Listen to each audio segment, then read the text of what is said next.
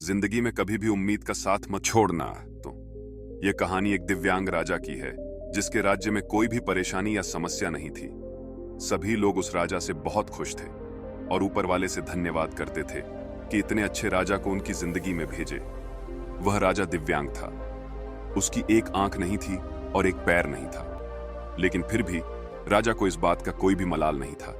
एक दिन राजा अपने महल के गलियारे में घूमते हुए अपने पूर्वजों की तस्वीर को देख रहा था और सोच रहा था कि मेरे पिताजी इतने सूर्यवीर थे, उनके पिताजी इतने सूर्यवीर थे, हमें इतने शूरवीर खानदान में जन्म लेने का मौका मिला।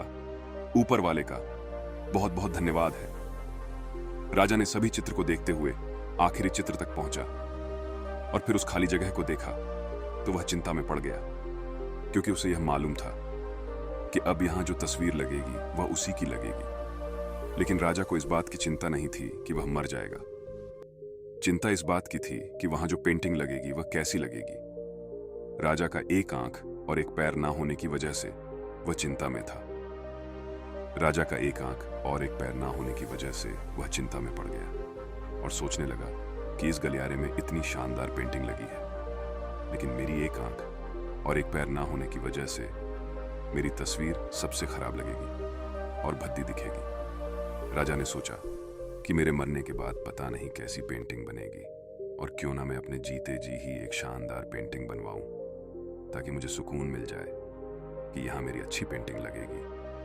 अब उस राज्य में ऐलान करवा दिया गया और सभी पेंटर को बुलाया गया और कहा गया कि जो भी पेंटर राजा का शानदार पेंटिंग बनाएगा उसे शानदार इनाम मिलेगा। अब सभी पेंटर राज्य में आए। उन सभी पेंटर को पता था कि अगर शानदार पेंटिंग बनेगा तो शानदार इनाम मिलेगा।